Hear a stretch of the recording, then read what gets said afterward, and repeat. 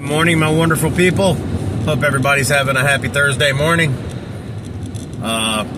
Aew Dynamite last night. Want to get right into it. Man, even before I even say anything about it, like, guys, I'm only a couple of weeks in to Dynamite, and I don't watch Collision because I don't have Max. But I tell you what, man, Dynamite. I couldn't turn away from the TV last night. I mean, yeah, there were some beer runs, but like overall, Dynamite's far more entertaining than Raw or SmackDown. I'm not even going to mention the other one. SmackDown's just awful. But like, I couldn't like. I was very intrigued with every single segment that's been had. Like I said, I'm only a couple of weeks in, but it's like and they go right into the next segment. And you're in it, and like I said, it's not star popping, oh my god, but like you're like, okay. And I know a little bit of it is because I'm new to it, so I'm trying to figure out who everybody is. Obviously, I know all the old school guys. You know, I know who Adam Page is, Edge. You know, I know Christian Cage. Like I get all that. I know some of these guys. Dustin Rhodes, obviously, but I mean, there is a lot going on in AEW, man, that they could build on, and I'm very optimistic. And again, there were some things that happened, and I'm going to bring up one in a minute, that remind me of those later WCW days. Not so good, but I can see a similarity in the creative. Anyway, so yeah, I'm not going to go through every little bitty segment, but just the key points that I wanted to talk about that I thought were great. And then something else I'll say before I even get started on this is the women's division in this and this company is this one and NXT. It's like everybody's doing the women's division right except except Raw and SmackDown, right? Because you can't say WWE because NXT's doing it right. So every show, I guess you say, is doing the women's division right, except for Raw and SmackDown. And Dynamite was just another example of that last night. Yes, they have some work to do, but overall, like every woman's segment last night was, I thought, good. Like I'm like, oh, I'm leaving that like, okay. There was something to each segment and something to lead you forward into the future to look forward to. That was another thing that I'm talking about. Like every single segment last night and this has been going on since I've been watching it. This is my biggest thing with WWE. They give you hints and they set things up for the next week or the next feud. The Hurt Syndicate last night, like they finished their match they defended their titles. And they immediately go into the next run. Like those guys that obviously they're going to be defending them against next comes out. I'm still learning names, y'all bear with me. But just know, like every single segment led to something else. Every single segment led to what's going to happen next. And you don't know, but there's definitely something going to happen. Something's there. There's going to be some kind of feud. There's going to be some kind of match. And this is what WWE lacks, and I don't want to make this about WWE. I'm trying to make this about how I'm way more intrigued with AEW than I am WWE right now. And this is what WWE is missing, right?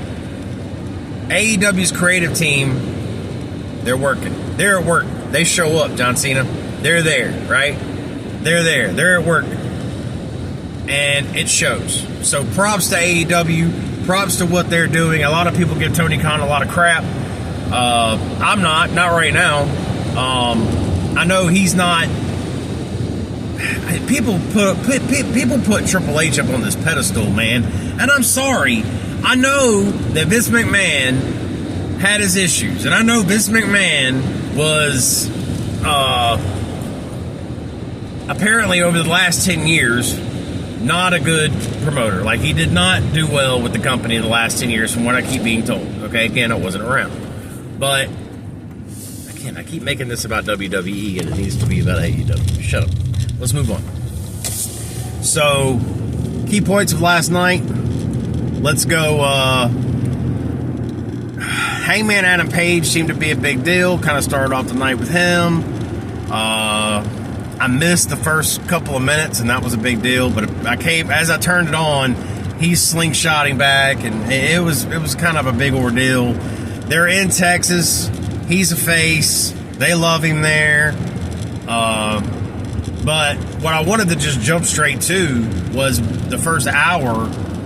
At the end of the first hour, you had MJF, which I absolutely love MJF. I think he's better than anybody in the WWE, especially on the mic. I can't wait till when he has a microphone in his hand, I'm listening. He's undoubtedly probably the best heel on a mic in the industry right now. And I know a lot of people are going to trash me for saying that. I don't care. That's my opinion. And that's what it is. It's my opinion. I don't think anybody can step with him on the microphone. I don't. He's cutthroat. He's good. I mean, the things he says, especially to Dustin Rhodes, it seems, it's just like, wow, did he really just say that? I mean, that's what we're missing. I love it. Those oh my God moments on the microphone, dude, he has them, you know, and it just pisses people off, and I love it, man. I love it. Anyway, so Adam Page did his thing. But that first hour, at the end of that first hour, you had MJF versus Dustin Rhodes, which I thought was a decent match.